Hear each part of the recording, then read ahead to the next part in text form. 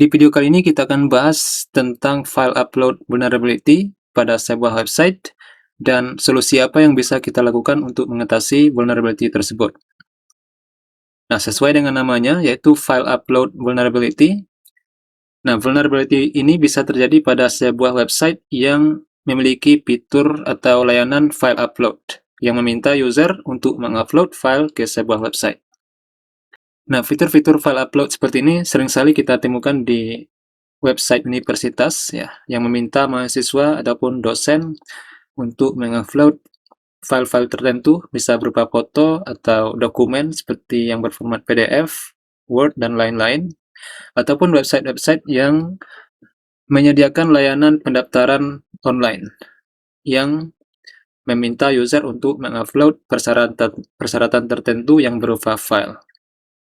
Oke?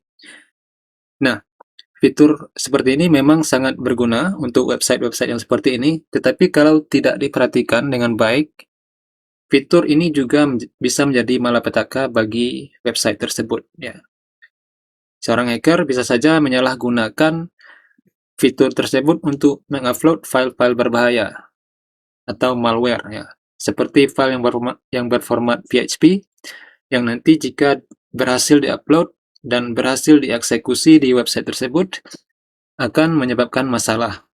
Bisa saja terjadi kebocoran database, bisa terjadi defacement, DOS attack, dan sebagainya, disebabkan fitur file upload yang tidak diperhatikan dengan baik.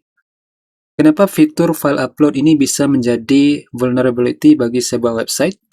Nah, salah satu penyebabnya adalah kelalaian dari developer itu sendiri, terutama bagi yang bekerja sebagai backend developer yang mengembangkan bagian backend dari website tersebut. Misalnya ketika membuat script PHP untuk fitur file upload ini, ya mereka para developer tidak membuat file validation, sehingga file yang diupload itu tidak melalui filter dan akan langsung disimpan ke website. Ya, ini adalah salah satu kesalahan fatal yang tidak boleh kita lakukan sebagai seorang developer. Nah, kesalahan lainnya juga bisa terjadi karena script untuk file validation yang dibuat itu masih tergolong lemah ya. Tidak terlalu ketat sehingga para hacker masih punya teknik-teknik tertentu untuk membypass filter tersebut. Sehingga filter yang dibuat itu masih bisa dikelabui oleh hacker sehingga malware-nya masih tetap bisa diupload dan tersimpan ke website. Oke, nah kita akan melihat bagaimana bentuk-bentuk script PHP yang digunakan untuk file upload ini. Kita lihat dari script yang tidak menggunakan filter atau file validation, kemudian script yang memiliki filter tetapi masih memiliki titik kelemahan yang lain, dan nantinya kita juga akan melihat bagaimana membuat script yang memiliki filter yang kuat yang tidak bisa ditembus oleh hacker lagi. Oke, kita akan lihat bagaimana model-model script PHP yang dibuat oleh seorang developer untuk mengupload file ke sebuah website. Oke, ini adalah salah satu contoh scriptnya. Script yang dibuat dengan menggunakan bahasa PHP yang bisa digunakan untuk membuat fitur upload file di sebuah website. Oke. Kalau kita lihat pesannya di sini, itu file yang diminta itu adalah file yang berupa image. Nah, kita lihat di atas apakah ada filter untuk file yang berupa image atau tidak, atau ada kondisi-kondisi tertentu yang diberikan. Nah, dari atas ini jika tombol upload ditekan, ya, jika kita menekan tombol upload untuk mengupload image, maka foldernya dibuat di sini, atau directory, atau target path, di mana image itu akan disimpan, akan dibuat di sini. Oke. Itu ada pada hackable uploads. Ini adalah contoh directory yang ada di Metasploitable. Oke. Nah, di sini kita bisa melihat ada sebuah pengkondisian ya. Ada kondisi di mana file itu tidak bisa diupload. Ya. Your image was not uploaded. Nah, kondisinya ini. Jika fungsi dari move upload file ini tidak bisa berjalan, nah ini adalah tanda not. Ya, not. If not move uploaded file, ya, filenya tidak bisa dipindahkan ke target path-nya ini, maka yang di print adalah your image was not uploaded.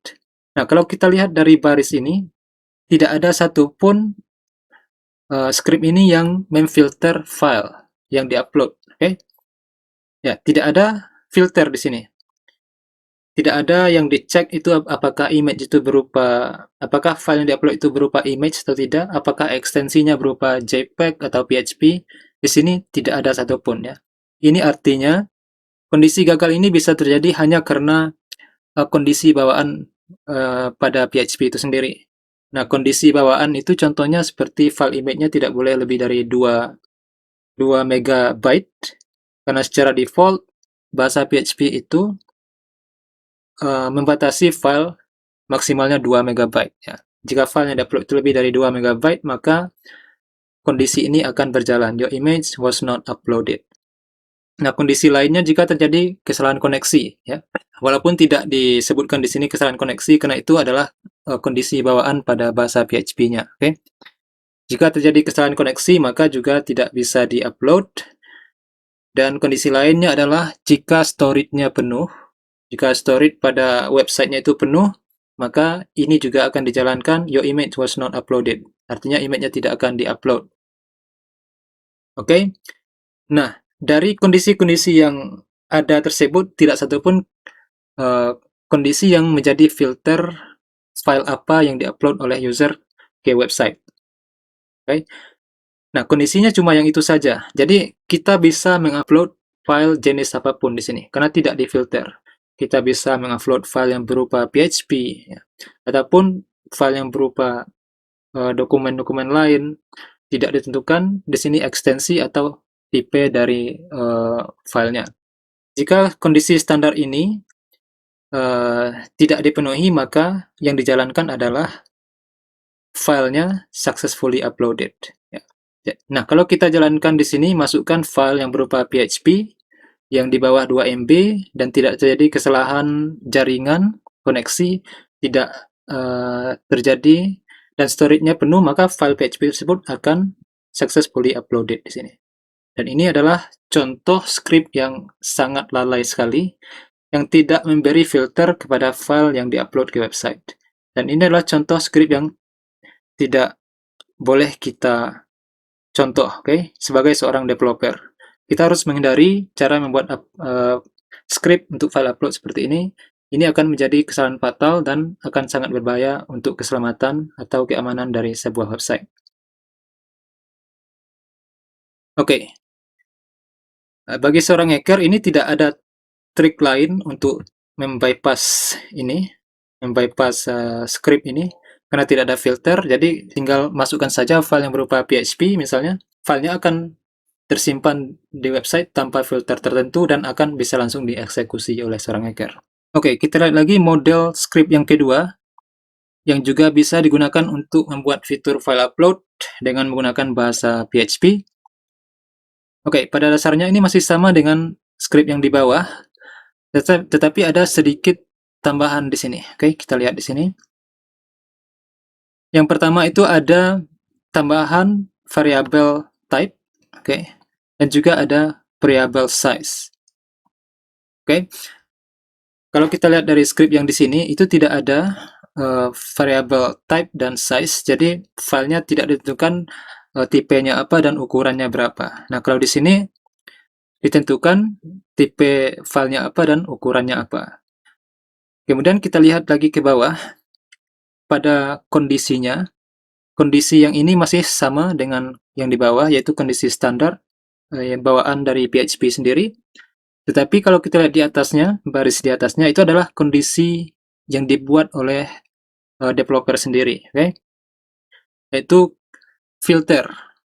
Jika file itu ingin sukses diupload, maka file tersebut harus sukses melewati filter yang ini. Ya, filternya ada dua. Yang pertama itu adalah tipe dari filenya harus berupa image, okay? Yang kedua, ukuran dari filenya harus kurang dari 100.000 bytes, okay?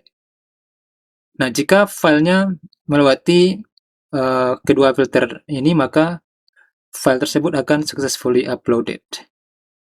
Nah, berbeda dari script yang di bawah, script di sini file apapun yang kita masukkan selama dia tidak melanggar kondisi bawaan dari PHP itu sendiri, maka file tersebut akan diupload. Baik apakah itu filenya berupa image atau PHP atau PDF dan lain-lain, semuanya akan bisa diupload. Okay? Nah, kalau di sini tidak, yang bisa diupload hanyalah file yang berupa image dan ukuran yang kurang dari 100 byte. Oke, tetapi ingat, yang seperti ini masih belum aman. Oke, walaupun sudah ada filternya untuk tipe dan ukuran dari filenya, yang harus kita ingat bahwa kondisi yang diberikan oleh user ini itu menggunakan MIME data dari browser yang digunakan. Misalnya kita menggunakan Mozilla, maka Mozilla itu menyediakan fitur MIME data untuk membedakan sebuah file, tipe dari sebuah file. Apakah file itu berupa image atau berupa dokumen dan lain-lain, maka itu bisa difilter oleh browsernya. Nah, ini adalah filter pada level browser. Setelah melewati level browser, maka filter tersebut tidak berjalan lagi. Okay? Dan seorang hacker nanti bisa saja membypass filter ini untuk mengakses, untuk mengupload file ke server. Nah, saya tidak akan mendemonstrasikan cara membypass filter script yang seperti ini, karena itu akan melanggar YouTube Community Guideline. Jika kalian ingin melihat cara membypass filter yang seperti ini, kalian bisa lihat pada link di bawah. Ya. Filter yang seperti ini masih tergolong mudah untuk di-bypass, misalnya dengan menggunakan Burp Suite. Okay? Selanjutnya kita akan lihat contoh script yang ketiga. Oke, ini adalah contoh yang ketiga yang masih dibuat dengan menggunakan bahasa PHP. Dan di sini kita lihat ada perbedaan dari yang sebelumnya. Jika yang sebelumnya itu yang dilihat, yang difilter adalah tipe atau jenis dari file yang diupload. Nah, di script ini yang dicek itu adalah ekstensi dari file yang diupload. Oke. Nah, kita lihat di sini kondisinya juga sedikit berbeda dari sebelumnya. Nah, di sini kita lihat filternya. Jika ekstensinya berupa JPG dalam huruf kecil semua, ataupun JPG dalam huruf besar, JPEG huruf kecil, atau JPEG dalam huruf besar, dan jika ukurannya kurang dari 100 byte, 100.000 byte, dan jika filenya melewati kondisi standar dari PHP juga, maka file tersebut akan successfully uploaded. Okay? Dan jika semua kondisi ini tidak dipenuhi, maka file tersebut tidak akan bisa diupload. Berbeda dari sebelumnya, yang dicek itu adalah tipe data, tipe dari file yang diupload dengan menggunakan MIME data yang disediakan oleh web browser. Nah, sedang yang ini adalah dicek ekstensinya secara manual dengan menggunakan fungsi substring dalam bahasa PHP. Jadi akan dicek walaupun setelah kita melewati filter dari browsernya, file tersebut akan tetap dicek ketika akan diupload ke server. Okay? Jadi akan lebih sulit bagi para hacker untuk membypassnya. Oke, tapi masih tetap tidak aman. Masih ada cara bagi para hacker untuk membypass filter yang ini, walaupun sudah lebih kuat dari yang sebelumnya. Oke. Nah, cara membypass filter yang seperti ini juga saya masukkan ke dalam link yang terpisah di bawah. Oke, kalian bisa cek. Oke, nah itu adalah contoh script yang paling umum digunakan. Para developer, mungkin developer yang tidak begitu kuat pemahamannya tentang security, jadi level security yang dibuatnya pada sebuah script untuk file uploadnya hanya terfokus pada pengecekan ekstensi dan tipe dari file yang di-upload. Okay. Yang sebenarnya ada lebih banyak lagi yang harus kita lihat dalam membuat script untuk file upload. Oke. Nah, untuk itu kita akan lihat bagaimana contoh script yang bagus untuk digunakan untuk file upload ini, yang sangat sulit untuk di bypass oleh hacker. Oke, selanjutnya kita akan melihat bagaimana contoh script yang cukup aman untuk kita gunakan untuk file upload pada sebuah website. Oke, nah ini adalah contoh dari script yang cukup aman kita gunakan, yang juga dibuat dengan menggunakan bahasa PHP. Kita akan lihat filter apa saja yang diterapkan di sini untuk melakukan file validation. Oke, ya, kita lihat dari baris pertama ini masih sama ketika tombol uploadnya ditekan. Di baris selanjutnya kita langsung melihat perbedaannya. Oke, di sini setelah tombol upload ditekan, langsung di sini dilakukan pemeriksaan anti CSRF token. Oke, CSRF ini artinya cross-site request forgery. Cross-site request forgery ini, si hacker ini bisa saja menyamar sebagai user untuk merequest kepada server, seolah-olah hacker ini adalah user yang valid. Oke, jadi servernya akan mengirimkan semua data yang diminta oleh hacker. Nah, untuk itu di sini harus dilakukan pengecekan token, ya, user token dan session token. Oke. Session token ini maksudnya ketika user itu login ke sebuah akun atau sebuah website atau memasuki sebuah website, nah sessionnya akan dibuat khusus untuk saat login itu saja. Nah, setelah logout, token tersebut tidak akan berlaku lagi, akan berubah lagi. Jadi tokennya unik, ya, untuk setiap user dan untuk setiap token. Nah, tujuannya adalah untuk menghindari request yang dibuat oleh orang selain dari user itu sendiri dengan menggunakan token yang berbeda. Oke. Nah, maka di sini kita lakukan pengecekan CSRF. Oke.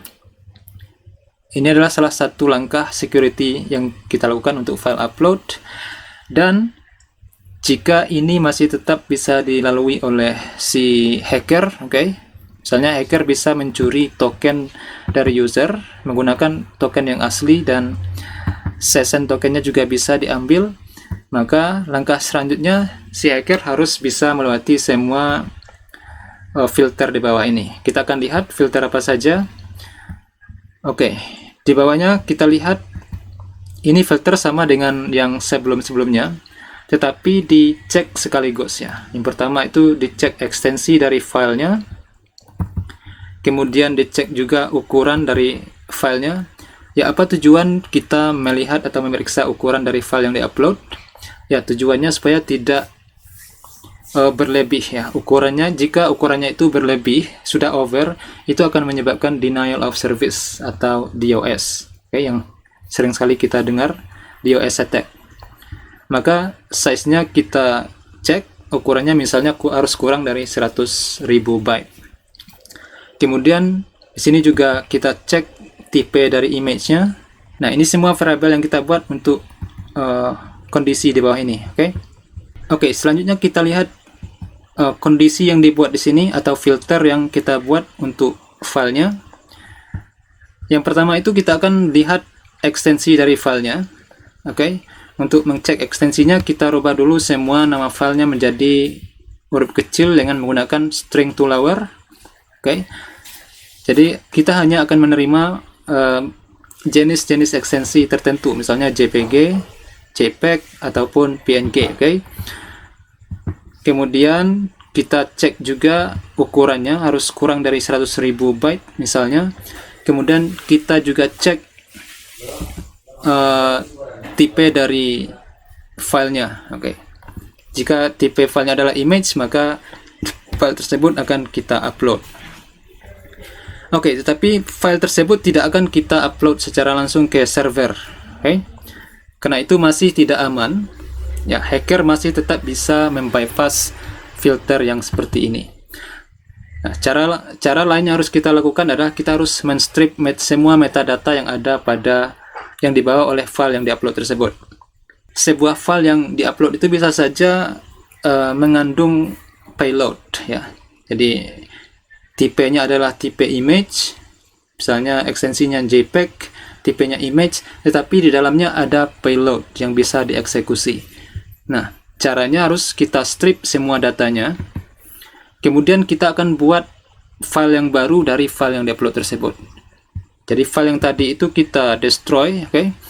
Yang kita upload adalah boleh dikatakan kopian dari file yang di-upload oleh user tersebut dengan data yang sama, tapi semua metadatanya sudah kita strip, oke? Nah, setelah semua proses tersebut dilalui, oke, selanjutnya akan di-generate lagi session tokennya, supaya tokennya menjadi unik lagi dan tidak sama dengan token yang sebelumnya.